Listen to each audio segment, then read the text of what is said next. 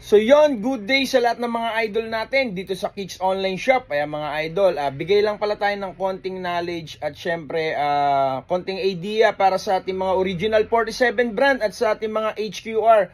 Ito mga idol, i-check natin agad mga idol. Meron kasi tayong customer o ating buyer na nag-message bakit mas mura daw ang wholesale ng HQR. So i-check agad natin ang difference ng kanyang quality mga idol. Let's go! So yun mga idol, for awareness lang para sa lahat ng mga nagro-roxy sa atin ng mga 47 brand.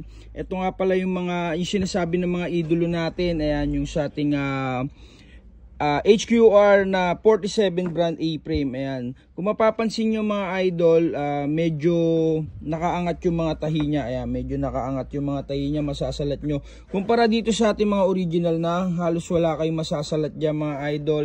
At syempre sa dome niya, malaki rin yung kaibahan mga idol. Sa colorway, ito talagang lutang na lutang yung pagka navy blue mga idol. Ito parang may pagkakulay black. At syempre mga idol, ayan sa hook, makikita nyo rin yung sa hook niya mga idol. At sa tela pa lang masasalat nyo na mga idol. Ayan. Tapos sa underbrim niya, ganun din, masasalat mo rin yung mga tahi niya mga idol. At syempre HQR din yung kanyang hologram mga idol.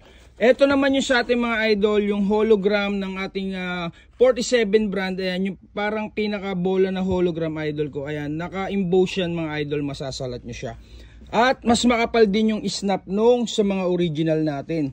At syempre mga idol, meron din tayong date release sa loob. At dito naman sa HQR natin mga idol, ayan, medyo malabo yung sa tahi niya. Ayan, sa kabila, ganun din mga idol. Ayan, kaya sa lahat ng mga mag-a-avail mga idol, double check nyo lang mabuti.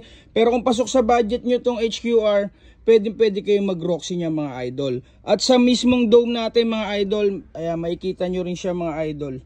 Angat na angat yung sa branded natin mga idol ko. So for awareness lang mga idol sa lahat ng mga mag-a-avail. Ayan, mas mura po to mga idol, pero syempre sa quality, ito yung quality ng mga branded natin mga idol. Ayan, sa kulay black din, mapapansin nyo yung sa dome niya mga idol. Ayan, check nyo na lang mabuti mga idol. So, for awareness lang para sa lahat ng mga scorer ng 47 brand. Ito po yung sa branded natin mga idol. Ayan, makikita nyo po yung sa inner button niya. Medyo matte po yan mga idol. Ayan na. Tapos, pakita ko naman sa inyo yung sa ating HQR mga idol. Ayan, medyo makikita nyo po may pagka-glossy siya at yung para siyang pinitpit mga idol. Ayan, parehas na to yung ating HQR sa tracker cap mga idol.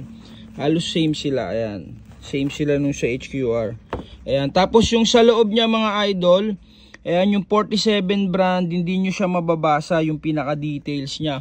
Compare dito sa ating mga legit mga idol, mas details siya mga idol ko. Ayan, mas details nyo siya makikita.